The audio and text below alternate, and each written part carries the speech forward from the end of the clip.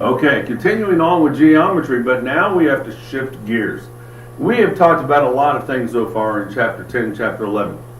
We've talked about squares, rectangles, parallelograms, trapezoids, triangles, how to find the area of all those and how to use their formulas.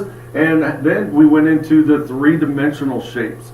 Taking a three-dimensional shape, flattening it out, making a net, how to find the surface area of a net in a three-dimensional shape.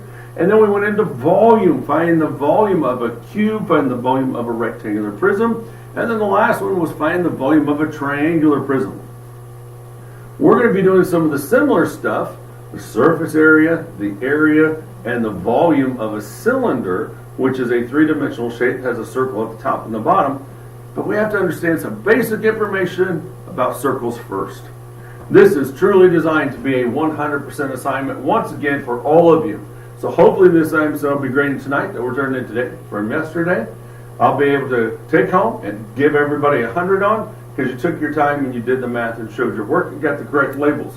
This one is going to be even easier. I predict that everyone will be done in about 10 minutes time, hopefully taking their time and making sure they write all their answers properly, because there's a couple of them that have to have something extra with them, and by making sure that I'm looking at the right problem. It's not difficult, I promise. But stay with me. Please don't work ahead. Follow along. When I get into circles, most of this information you've already learned before in the past. Some of the information like pi, what we have to use, what numerically we have to use for pi, what it means and how that's used, will come in the next video. But I'm introducing it today because they all go together because they're parts of a circle. But we're going to start with the center here. Notice on the center it has an O. Now we're going to use the same terminology for this as we did on coordinate planes. On a coordinate plane, you always had a beginning point in the very center of the coordinate plane where the x crossed and the y crossed, which was 0, 0. It was your origin. Well, the center of a circle is also called the origin. It's the very center of it. Everything goes through it that is important, and it's also going to name my circle. So like there was an O there in the origin spot, so this would be considered circle O. That would be the name of it. The other thing that we use the circle for is to identify the next two parts. So I have a radius. A radius is a line that goes from the origin to the edge, or you may say it goes from the edge to the origin. It doesn't matter as long as it touches those 2 points. It has to go from the center out to the very edge. If it only goes part way, it's not going to be a radius. The other aspect of a radius is when I write the radius, I have to show it as a line segment. So a line segment is always indicated with 2 letters, the beginning and end points of that line segment, such as an O, and we'll just say that was an R, so it would be an OR, but it would have a line going across it as a line segment. I'll be showing you those as we work through the practice problems here in just a couple of minutes. The other part of the circle also goes through the origin, and that is your diameter. Your diameter has to go from edge to edge, from side to side. Has to also pass through the center of the circle. Has to touch the origin. You're going to get into geometry in 7th and 8th grade, and you're going to learn about chords. It looks like chords, C-H-O-R-D, but it's a chord. And it is a line segment that goes from edge to edge, but doesn't pass through the center of a circle. Or you'll talk about tangents when you get into 9th grade in high school. That is a line segment that touches only the outside of it. So there are other things that you'll be learning in additional years. But the diameter has to go from edge to edge and go through that origin. It has to touch the center of my circle. It is also written as a line segment. It has to have a beginning point and an end point. It will not include the O that we had there for the origin. It's only the beginning and the end, and then we'll show that it has a line segment up above it, so that I know it is a line segment when it comes to geometry. And then I have that C at the top for circumference, and the circumference is like a perimeter that we would have on a closed shape, a straight side. So a triangle, I'd add the 3 lengths together and end up with its perimeter. A square or a rectangle, I'd add the 4 lengths together, pentagon, 5, so on and so forth. But a circumference is the distance all the way around the outside of the circle. We'll have a math formula in order to find the circumference of a circle. That's actually our next lesson that we'll get to in a little bit. And when I find my circumference, then I have to know how to use pi. And once again, it's not P-I-E like the things that I ate way too much of over the past week while we were on vacation. It's pi as in the Greek alphabet or the mathematical symbol Pi. Pi is 3.14159. Now, when I was your age, we were content just saying, well, pi is 3.14. But when we got a little further on in our education, we had to learn the first 4 digits, 3.145.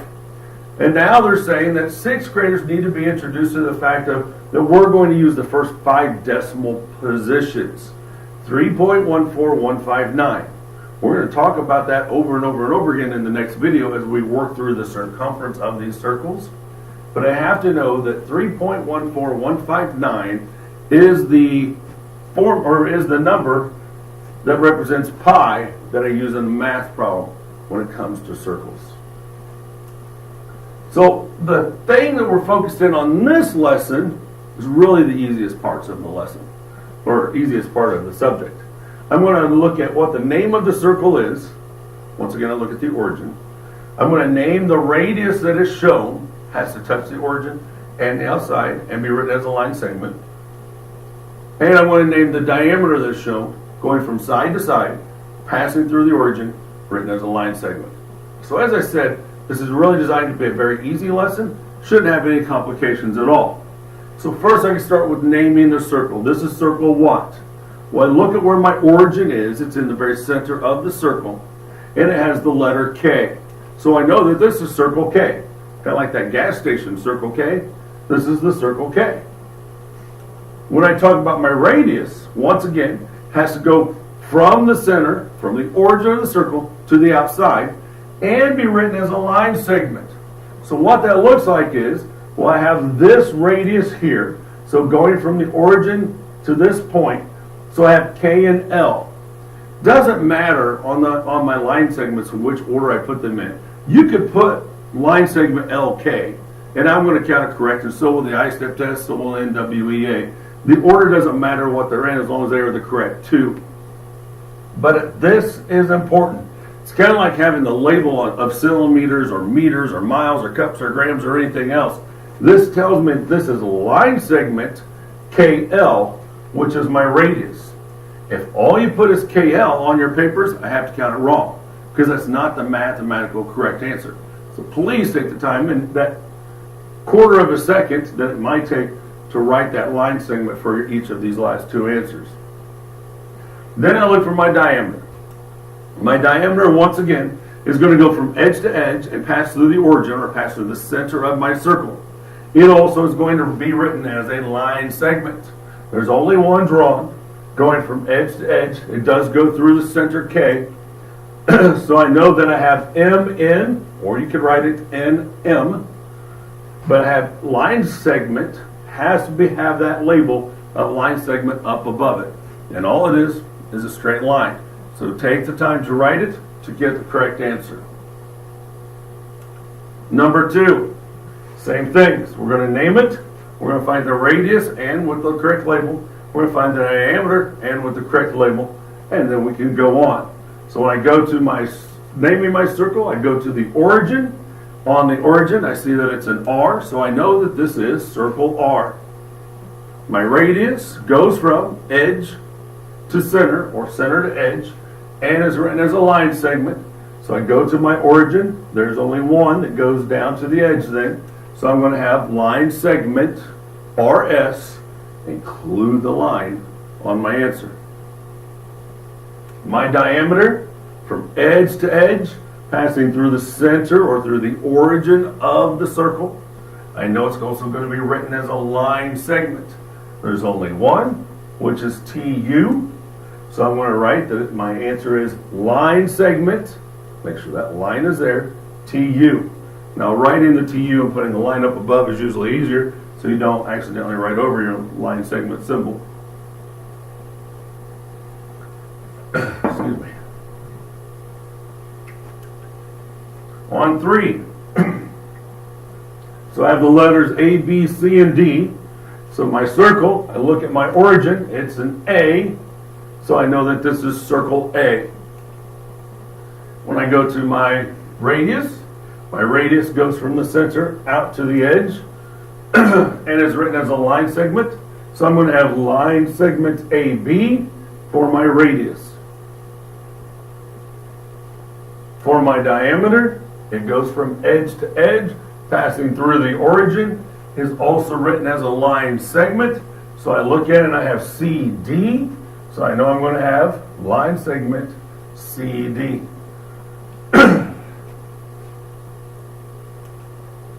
Hopefully you can see these are not difficult.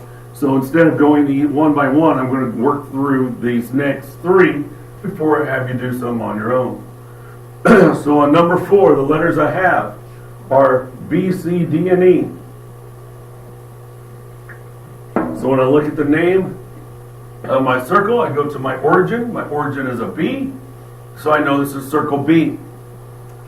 My radius from center to edge gives me line segment BC.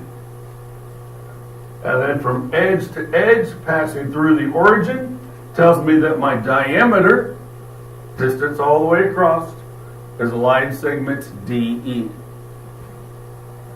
On number 5, the letters I have are E, F, G, and H. So I look at my origin for the naming of the circle. My origin is labeled as an E, so this is circle E. My radius from the origin out to the outside gives me line segment EF. Don't get lazy, don't forget that line. If it doesn't have a line, I can't count it right. And then my diameter, I go from edge to edge, passing through the origin, so I know that I have line segment GH. And then number 6, I have circle C, because my letters are C, D, E, and F, and at the origin is the letter C. My radius goes from origin to the outside, so I know I have CD, line segment. Now notice I put that one in backwards, just showing you it doesn't matter which way they go, as long as it is the proper 2 letters, and I have the line segment symbol right up above. So DC or CD. And then my diameter is line segment EF, because it goes from edge to edge, passes through the origin. I make sure that I put my line segment symbol on it. So you have these 3 to do, and what I want you to do is pause the video now, work through them. Shouldn't take you but maybe 2 minutes. Make sure that you're very precise on your answers, and then unpause and watch for the answers. So hopefully you have your 3 answers written down. You tried it, and you remember to write down using the line segment symbol on each of your extra answers at the bottoms. So for the first one, you should have that the origin is an N, so this is circle N, with a radius of NO or ON, line segment indicated, and then I have P and Q, so line segment PQ is indicated. On 8, my origin is an R, so I know this is circle R.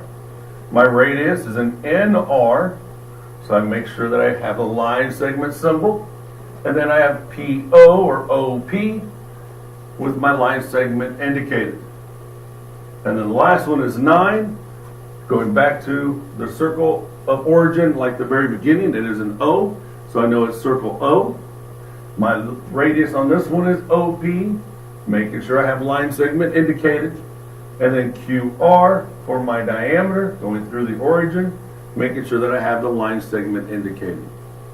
So that really is all there is to this lesson. As I said, everyone should get 100% on this assignment. That's the purpose of it, to start us out with a really high score, and we can all do well and understand this information. So you have your diameter going from side to side through the origin, your radius going from the origin to the edge. Your origin is always in the center, and we'll always name your circle. Circumference we'll get into on the next video. It's the distance all the way around, and how we use pi, 3.14159, in order to find the circumference. As we're working through the 3 parts, naming the circle, naming the radius, naming the diameter, If you have any questions, please stop and ask.